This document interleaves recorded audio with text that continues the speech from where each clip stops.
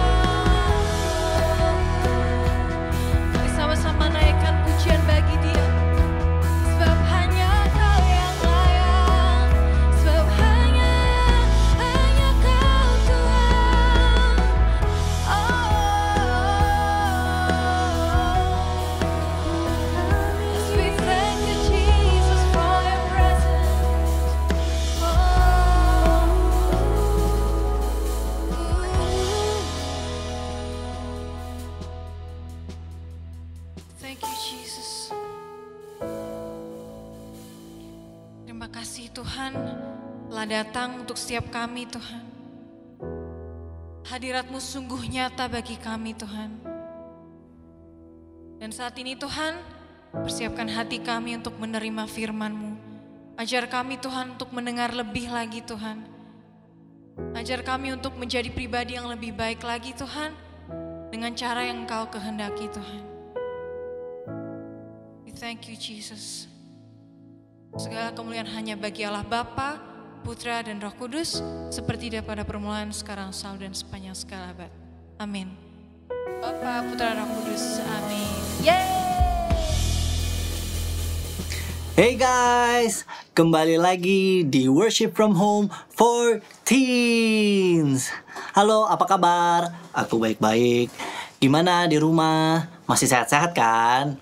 Aku percaya setiap dari kita di rumah masih semangat, masih mencintai Tuhan, masih menyayangi kakak adik, menyayangi orang tua. Sebelum kita mulai, kita akan mengingat ayat hafalan kita. Ambil Alkitab yuk, bareng-bareng kita baca ya. Sebelum baca, mari kita mengangkat Alkitab kita dan kita menyanyikan Thy word is a lamp unto my feet and a light unto my path. Let's go. 2 Timotius 1 ayat 7. Sebab Allah memberikan kepada kita bukan roh ketakutan, melainkan roh yang membangkitkan kekuatan, kasih dan ketertiban. Ini ayat hafalan kita. Semoga masih ingat ya. Kalau misalnya masih miss, nggak apa-apa. Kita ingat, kita coba untuk ingat-ingat lagi ya. Oke, seperti yang sudah kita belajar minggu di bulan ini bersama kakak Helena dan juga kakak Ariel, kita belajar banyak dari tokoh Alkitab yang bernama Abraham.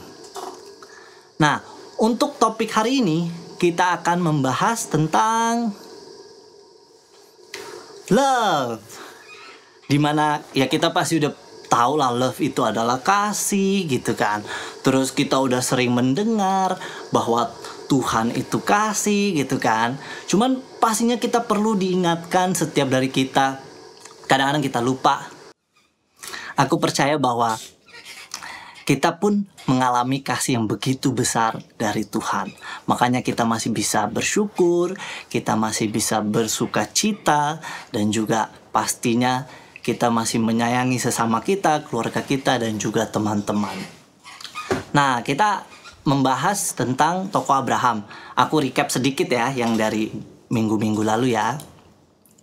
Ya, tokoh Abraham seperti yang sudah diceritakan kakak Helena dan kakak Ariel, umur 75 dia menerima panggilan Tuhan, umur 85 dia menerima janji dari Tuhan bahwa Abraham akan memiliki keturunan, umur 99 namanya berubah menjadi Abraham, dan umur 100 mendapatkan anak bernama Ishak. Masih ingat ya? Dan apa yang kita bisa pelajari dari ketaatan Abraham? Pertama adalah Abraham percaya penuh kepada Tuhan.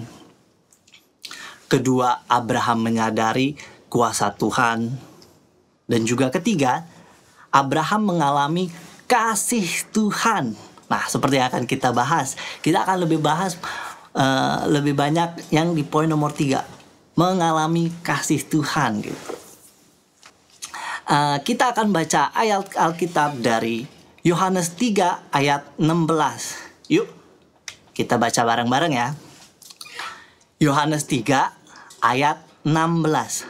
Karena begitu besar kasih Allah akan dunia ini, sehingga ia telah mengaruniakan anaknya yang tunggal, supaya setiap orang yang percaya kepadanya tidak binasa, melainkan beroleh hidup yang kekal. Amin. Demikianlah Injil Tuhan. Nah, kita udah sering banget baca ayat ini. Ayat ini adalah salah satu ayat favorit aku dan juga aku udah hafal, puji Tuhan. Jadi di sini kita bisa diingatkan lagi kalau Allah itu mempunyai kasih yang begitu besar.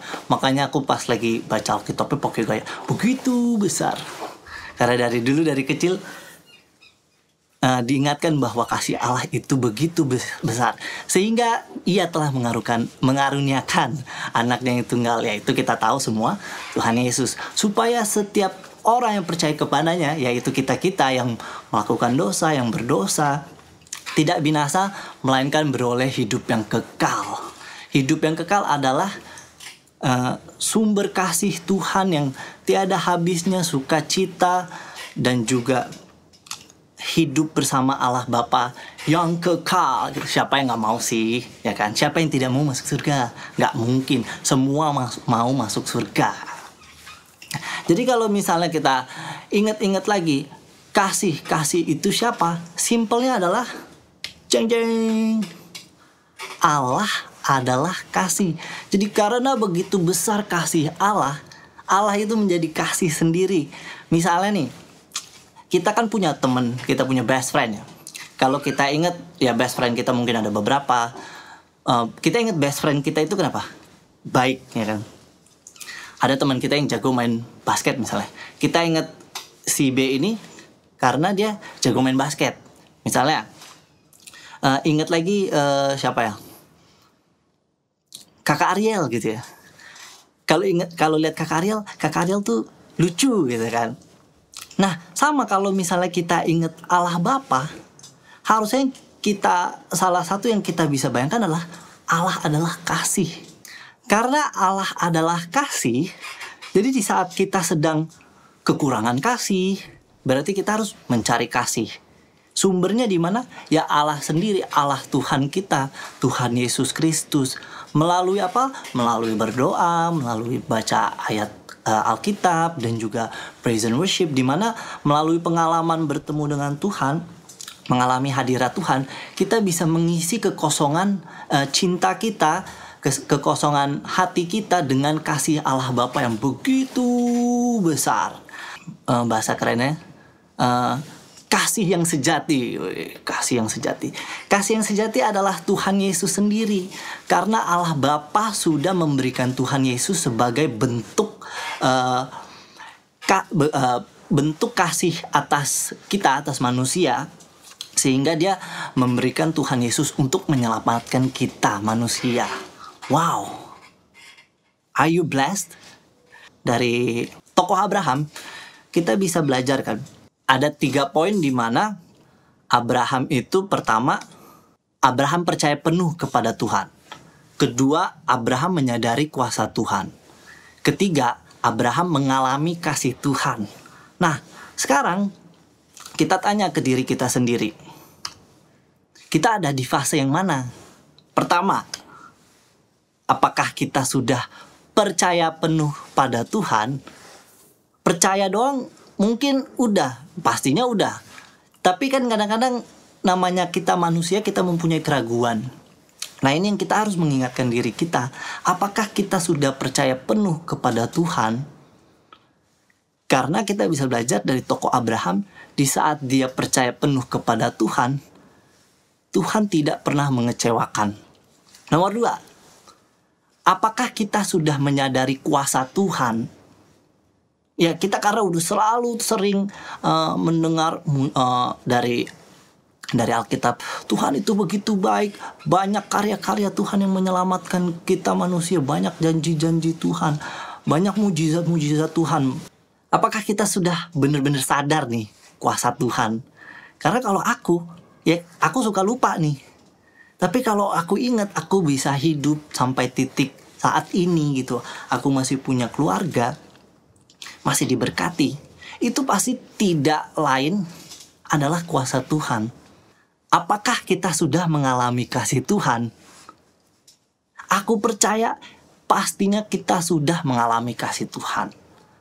Tapi nih, kita kan kadang-kadang ya suka kayak misalnya mau sesuatu gitu kan, terus kayak nggak dapet, misalnya mau punya handphone baru kah, mau punya laptop, mau punya PS gitu kan, habis itu mau dapat nilai bagus kah, nggak, misalnya kita ngambek sama Tuhan gara-gara kok yang kita mau gitu nggak dikasih gitu. Banyakan yang kita mau, yang kita minta nih in an instance nggak dikasih gitu kan.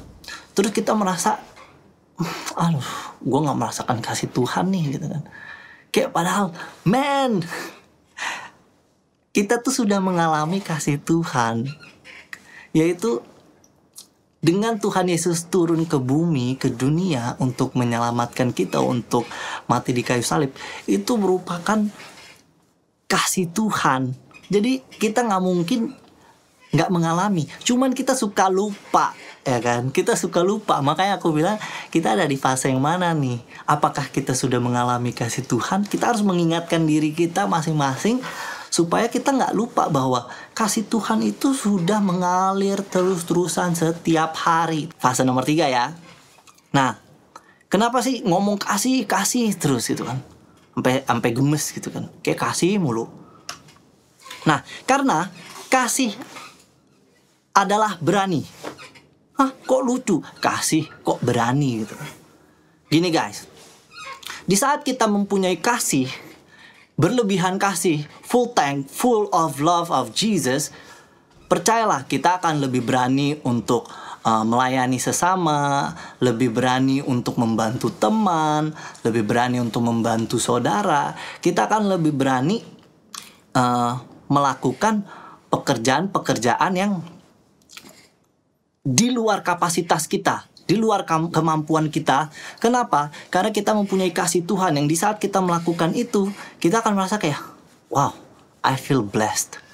Hari ini kita bisa mengingatkan diri kita melalui tokoh Abraham, apa yang dia sudah alamin dari ceritanya, dari ayat Alkitab. Kita bisa belajar bahwa kalau Abraham bisa mengalami, kenapa kita enggak gitu? Abraham mengalami udah lama banget. Kita masa nggak bisa sih sekarang gitu? Karena Tuhan kita sama, Allah kita sama, sumber kasih kita sama, yaitu Allah Bapa, Tuhan Yesus, Allah Roh Kudus, di mana mereka adalah sumber, bahasa keren yang tadi, kasih yang sejati, kasih yang kekal. Gitu teman-teman, oke?